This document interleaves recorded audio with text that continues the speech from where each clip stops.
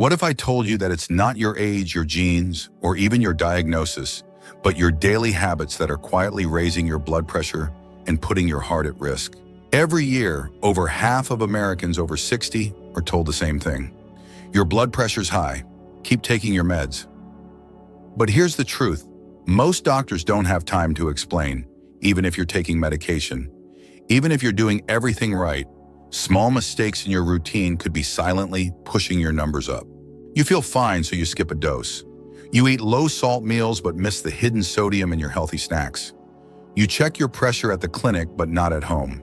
These aren't just minor oversights. They are stealthy triggers that over time can lead to heart attacks, strokes, and kidney failure. In this video, we break down 7 of the most common blood pressure mistakes older adults make often without even realizing it.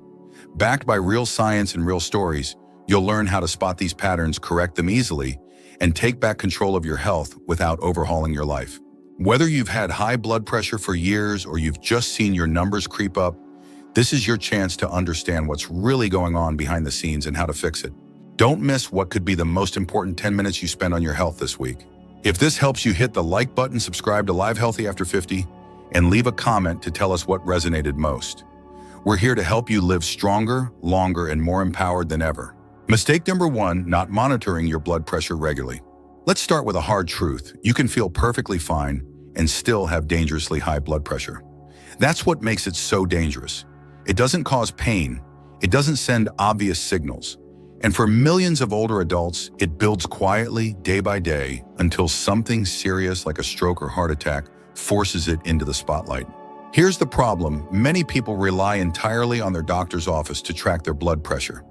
Maybe you go in once or twice a year, sit in that exam chair, and hear the nurse call out a number. If it sounds good, you relax. If it doesn't, you chalk it up to nerves or a stressful morning. But what if I told you that number, whether high or low, is only a single snapshot in a much bigger story? Blood pressure isn't static. It changes constantly. It rises and falls based on what you eat, how you sleep, your stress levels, your movement, and even what time of day it is. According to the American Heart Association, nearly 1 in 3 adults over 50 has what's known as masked hypertension. That means their blood pressure looks fine at the doctor's office, but it spikes at home or throughout the day. The opposite is also true. Some people show high readings at the clinic, what they call white coat hypertension, but are completely stable at home. So, if you're only checking your numbers a few times a year, you're flying blind. Now let's make this personal. Imagine your house had a small, silent gas leak. You can't smell it, you can't see it, but over time it starts to wear down the air. You breathe the energy, you feel the safety of your environment. Would you wait until your annual home inspection to do something about it? That's what unmonitored high blood pressure is doing to your body. Slowly, silently damaging arteries, stressing your heart, and putting pressure on your kidneys and brain without you ever feeling a thing, until one day everything changes. But here's the good news. This mistake is 100% preventable. Monitoring your blood pressure at home doesn't require a medical degree or fancy equipment. In fact, today's home monitors are inexpensive, easy to use, and designed with seniors in mind. Large screens, simple buttons, even voice readouts.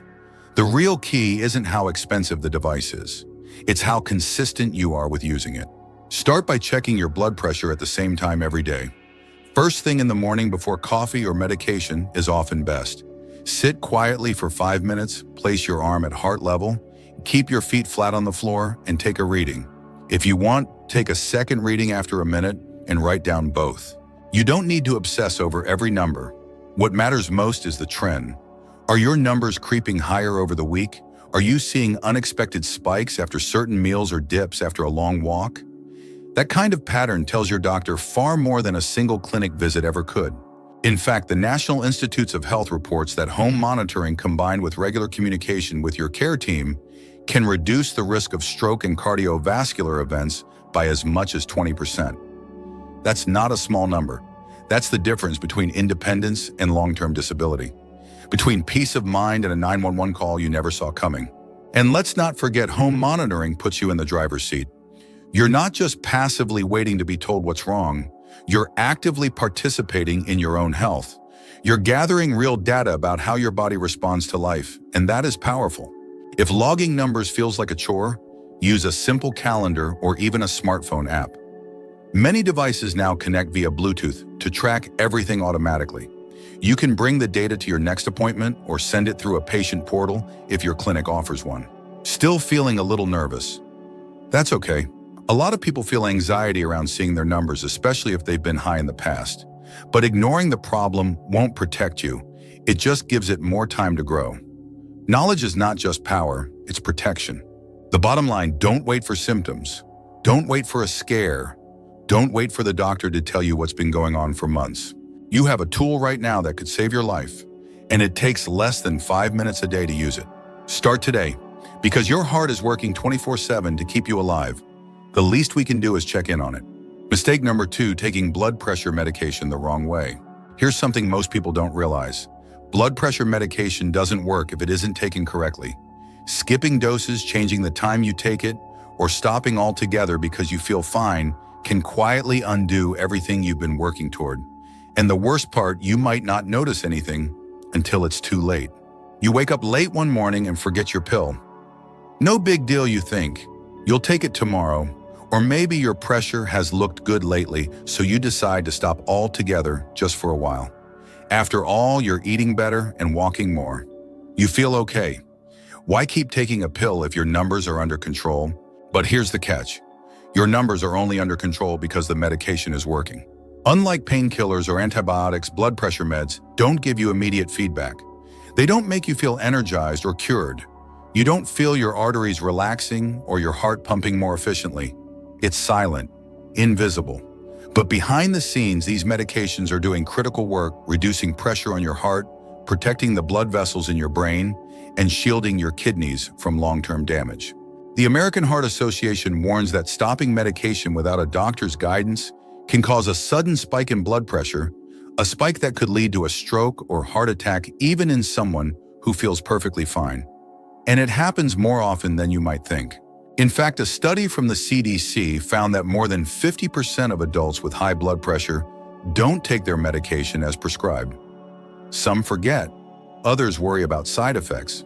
A few try to stretch out their prescriptions to save money. All of these decisions, while understandable, can lead to dangerous consequences. Now, let's be honest, sticking to a medication routine isn't always easy. Life gets busy. The bottle blends in with the rest of the bathroom cabinet. You feel okay, and that quiet voice whispers, "You probably don't need it today." But the truth is, consistency is everything. Blood pressure medications are designed to build up in your system and keep your levels steady over time. Taking a dose late or missing it entirely can throw off that balance, creating peaks and valleys that strain your body and increase risk. The good news, staying on track doesn't have to be complicated. A simple pill organizer can be a game changer. Fill it once a week, and you'll see at a glance whether you've taken your dose. Set an alarm on your phone or write it on your morning checklist.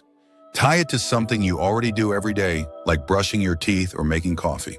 And if you're experiencing side effects, dizziness, fatigue, swelling, don't tough it out. Don't just stop. Talk to your doctor. There are dozens of blood pressure medications and many different combinations. Often a small adjustment in dose or switching to another type can make a big difference in how you feel without sacrificing control over your numbers. Worried about cost? You're not alone, but don't cut pills in half or skip days to stretch your supply. Instead, have a conversation with your healthcare provider or pharmacist. Generic versions, prescription savings plans, and assistance programs are widely available, especially for seniors. It might take a few phone calls, but your health is worth that effort. One more thing, never double up on a missed dose without asking your doctor first. Some medications can be harmful when taken too close together. If you miss a pill, call your clinic or check the instructions. Clarity is safer than guessing. You have more control than you think. Each time you take your medication correctly, you're not just lowering a number, you're protecting your brain from stroke. You're easing the load on your heart. You're giving your kidneys a fighting chance. You're saying, I'm still in this, I'm still showing up. High blood pressure doesn't need to rule your life, but it does need your attention. One pill, one habit, one steady decision at a time. Mistake number 3, eating too much hidden salt. You don't have to pick up the salt shaker to be consuming too much sodium. In fact, most of the salt older adults eat doesn't come from the salt they add, it comes from what's already hidden inside their food. You might think you're playing it safe. You skip salty snacks, don't add extra salt when cooking, and maybe even buy products labeled heart healthy. But the reality is far more deceptive. Sodium hides in places you'd never expect: packaged soups, deli meat sauces, canned vegetables, salad dressings, breads, frozen meals, and even items labeled as low-fat or organic. The result: you may be consuming double or triple the recommended amount without even knowing it. According to the Centers for Disease Control and Prevention, over 70% of the sodium Americans consume comes from processed and restaurant foods, not the salt shaker. That means even people who think they're eating clean can still be taking in far more sodium than their body can handle. And after 50, your body doesn't handle salt the same way it used to. The kidneys, which help flush excess sodium from the body, naturally become less efficient with age. When sodium builds up, your body retains water to dilute it. That extra fluid increases the volume of blood in your vessels, putting added pressure on artery walls. Over time, this raises your blood pressure, strains your heart, and makes you more likely to experience swelling in the legs, shortness of breath, fatigue, or even heart failure. What's worse, you don't feel any of it until the damage is already done. That's why learning to spot hidden sodium is one of the most powerful changes you can make for your heart. And it starts at the grocery store. Don't just scan for calories or fat. Read the sodium content. Anything over 400 milligrams per serving should be a red flag. For most adults, the ideal daily limit is 500 milligrams, yet one canned soup can have more than half of that in a single bowl. A slice of store-bought bread, up to 200 milligrams. A handful of crackers, you might be halfway to your daily total before lunch. Instead, look for foods labeled low sodium, 140 milligrams or less per serving, no salt added or reduced sodium. They're not perfect, but they're a start. And once you get used to the taste, you may be surprised by how salty regular food begins to seem. At home, rinse canned vegetables and beans under running water to remove up to 40% of their sodium content. Choose frozen vegetables without sauces. Make your own soups and sauces from scratch. Control what goes in so your body doesn't pay for what comes out. If you're worried that reducing salt will make your meals bland, think again. Herbs, spices, garlic, lemon juice, vinegar, pepper, and even cinnamon or smoked paprika can transform a dish without raising your blood pressure. In fact, many people find that once they stop relying on salt, they begin to notice the true flavor of real food again. Your taste buds can and will adjust. Studies show that within a few weeks of cutting back on sodium, your body stops craving it as much. What once seemed flavorful starts to taste harsh. What once felt bland begins to taste clean, fresh, and deeply satisfying. And this isn't just about avoiding a heart attack. Reducing sodium can help with everyday issues like fatigue, foggy thinking, restless sleep, and swelling. It can ease the burden on your kidneys, reduce your risk of stroke, and improve how well your blood pressure medication works. Because here's something many people don't realize: a high sodium diet can actually reduce the effectiveness of your medication. That means even if you take your pills correctly, a salty meal can counteract their benefit. It's like trying to plug a leak while the faucet is still on full blast. The truth is, salt is not the villain. Your body needs a little bit of it to function. But in today's food environment, it's not a little, it's everywhere. Quiet, hidden, powerful. Understanding where salt hides and how to spot it is not about restriction, it's about freedom. It's about giving your heart and kidneys a break. It's about reclaiming control over something that's been quietly pulling your numbers in the wrong direction for years. Small changes make a difference. One label, one rinse, one seasoning switch. That's how balance begins. Mistake number 4, ignoring mental and emotional stress. You can eat right. You can take your medication, go for walks, drink plenty of water. But if you're carrying unspoken stress day after day, your blood pressure may still be climbing behind the scenes. Stress doesn't always look the way we expect. It isn't just panic attacks or emotional outbursts. For many older adults, stress is quiet. It hides behind clenched jaws, stiff shoulders, tight chests, and restless nights. You push through it. You keep going, but your body, it keeps score. When the mind is under pressure, the body responds. Your nervous system releases adrenaline and cortisol hormones designed to help you handle emergencies. Your heart rate rises, blood vessels narrow. Your blood pressure spikes even if you're sitting still. This reaction made sense thousands of years ago when we needed to survive danger. But now it's not a lion outside your cave. It's bills, loneliness, medical appointments, memories that linger, or fears that won't go away. And unlike a quick burst of stress that fades, chronic emotional pressure becomes a background hum that never fully shuts off. Over time, this wears down your system. It keeps your body on alert, your arteries tighter, your heart working harder than it needs to.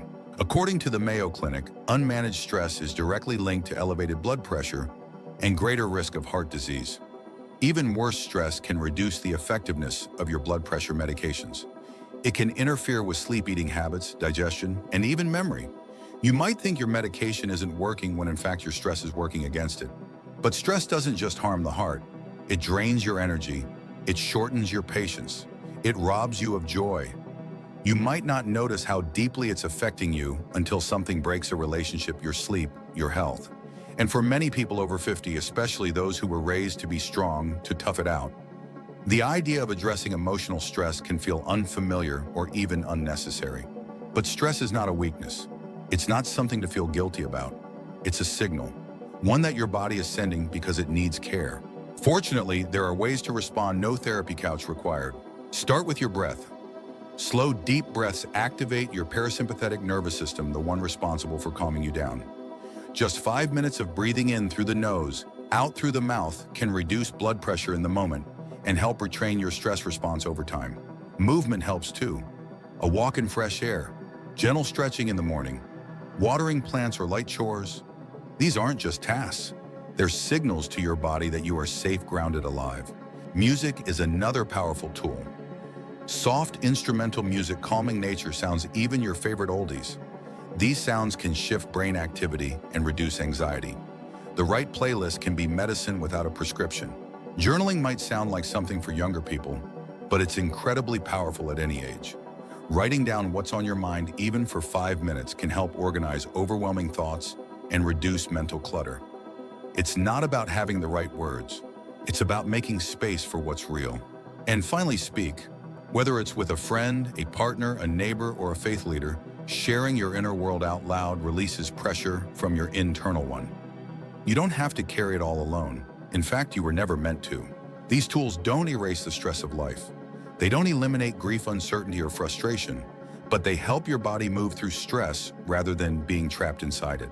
The American Psychological Association found that older adults who practice regular stress management, such as walking, meditating, or connecting socially, saw a measurable drop in blood pressure within weeks.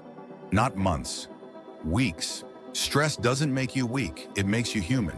And giving yourself permission to rest, to release, to reset is one of the most powerful choices you can make for your heart. Your blood pressure isn't just reacting to what's on your plate or what's in your medicine cabinet. It's responding to your life, to your memories, your worries, your quiet moments. So give yourself that care. Not once, but daily, because your peace isn't a luxury, it's a necessity. Mistake number 5, sitting too much and moving too little. There's a quiet misconception many people fall into after 50, the idea that rest is always the safest choice. After decades of hard work raising families and pushing through life's demands, rest feels well-earned. And it is. But there's a difference between healthy rest and long periods of inactivity. One heals. The other slowly weakens the body in ways that aren't always obvious until something goes wrong. When you sit for hours, whether it's watching TV, reading, scrolling, or even resting your legs after a walk, your circulation slows. Your heart doesn't have to work as hard, so it gradually loses strength. The muscles in your legs weaken, blood pools in the lower body. Over time, arteries stiffen and blood pressure begins to climb. This isn't just theory, it's backed by science. A study from the Journal of Hypertension found that sedentary behavior, specifically sitting for more than 6 hours a day, is linked to higher blood pressure even in people who exercise occasionally. In other words, a 30-minute walk in the morning won't cancel out 10 hours on the couch. As we age, the impact becomes more significant. The heart, like any other muscle, responds to regular use. A strong heart can pump more blood with less effort. That means less pressure on the arteries, less strain on your organs, more oxygen delivered throughout your body. But if you stop moving, your heart has no reason to stay strong, and your blood vessels begin to stiffen like muscles that haven't been stretched. The result? Even everyday tasks like climbing stairs or walking through the grocery store can start to feel harder. You feel winded, tired, unsteady, and when movement feels harder, we naturally do less. It becomes a cycle. Inactivity breeds weakness, and weakness fuels more inactivity. But here's the encouraging part. You don't need a gym membership or a rigid workout plan to turn this around. You need movement, any movement, regularly. Start small. Walk around your home once every hour. March in place during commercial breaks. Stretch your arms overhead before you make breakfast. Bend your knees while brushing your teeth. These micro movements may seem insignificant, but together they spark circulation, activate your muscles, and remind your body that it's still in motion. If you enjoy the outdoors, take your coffee on the porch and walk the perimeter of your yard. Tend to the garden. Sweep the patio. If you have pets, let them be your motivation.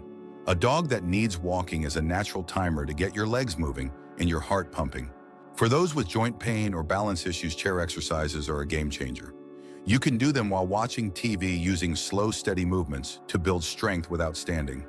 Ankle rolls, arm circles, seated leg lifts, all of it counts. The CDC recommends at least 150 minutes of moderate activity per week for adults over 65. But the goal isn't just to hit a number. The goal is to keep your heart strong, your blood pressure steady, your mobility intact, and your independence secure. Think of movement as a signal to your body. Every time you stand, stretch, or take a few steps, you're sending a message. I'm still here, I'm still active, I still have purpose. Because motion isn't just physical, it's emotional. It lifts your mood, reduces anxiety, sharpens memory, and creates a sense of momentum that touches every part of your life.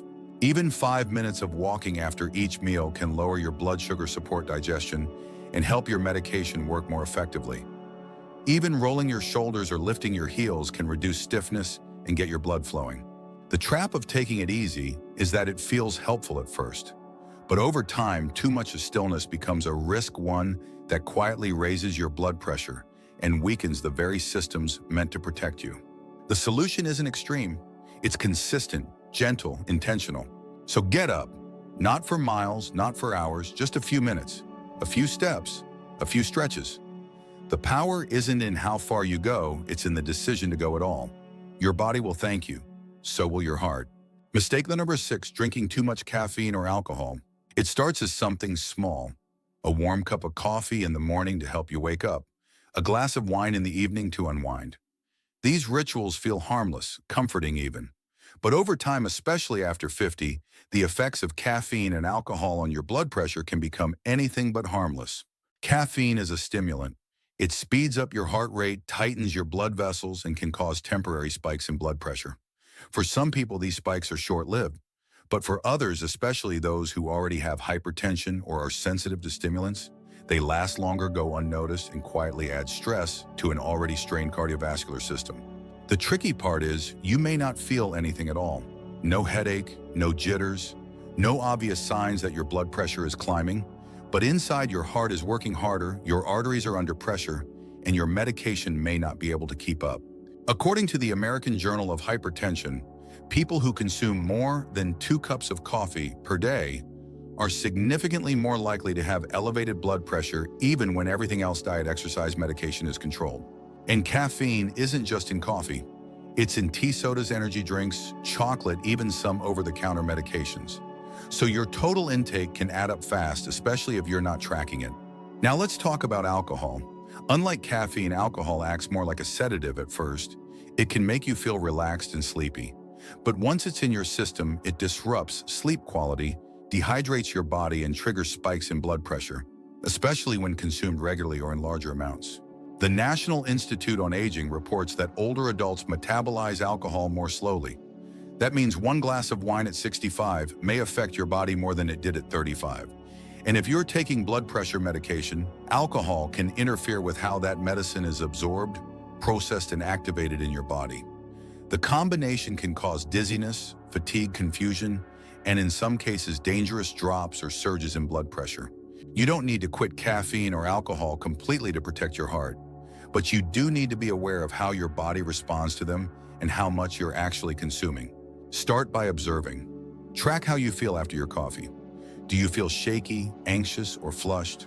Try checking your blood pressure before and after.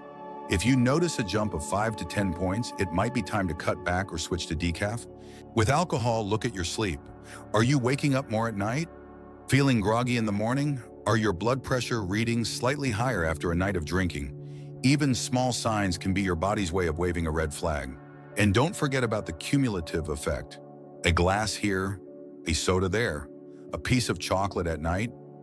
One by one, these don't seem like much, but together they can create a pattern that slowly shifts your numbers in the wrong direction. Thankfully, there are simple, enjoyable alternatives. Swap that second cup of coffee for herbal tea, chamomile, peppermint, ginger, rooibos. These soothe the nervous system and hydrate your body without stimulation.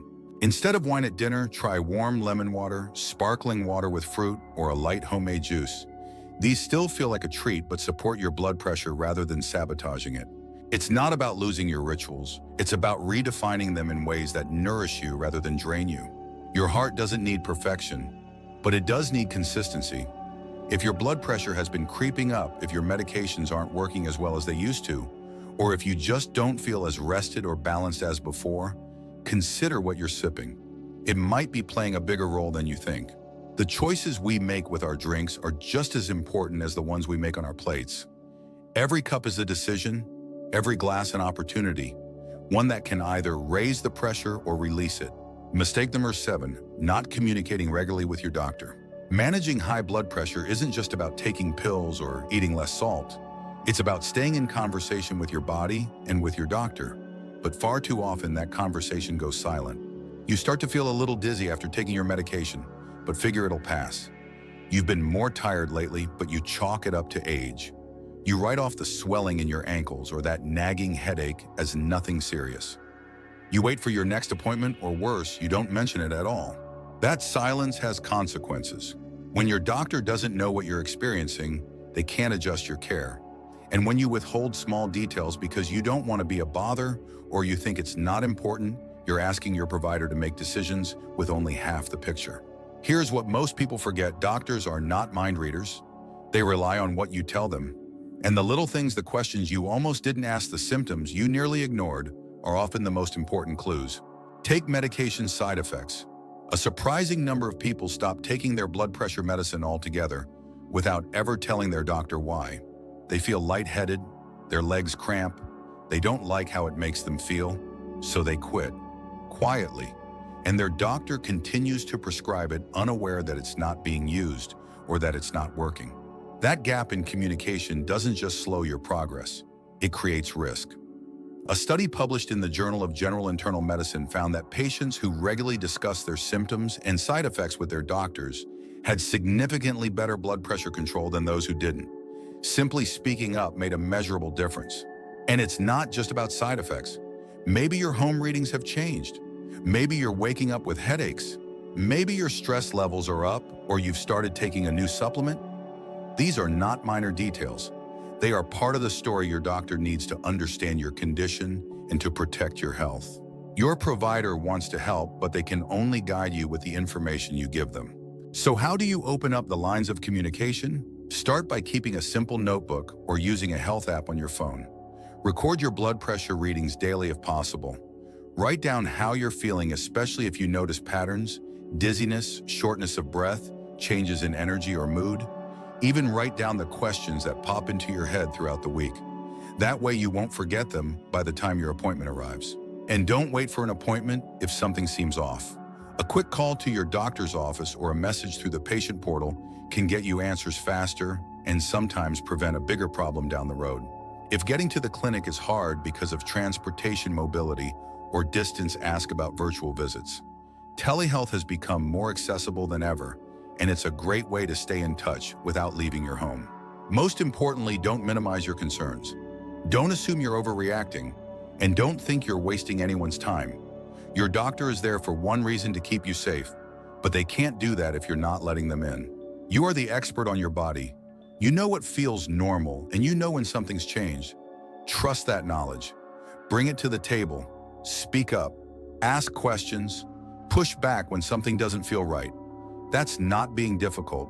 That's being proactive. Good care isn't just about prescriptions, it's a partnership. And every strong partnership starts with honest, open communication. Because the truth is, managing high blood pressure isn't a solo act. It's a team effort. And your voice is the most powerful tool in the room. Use it.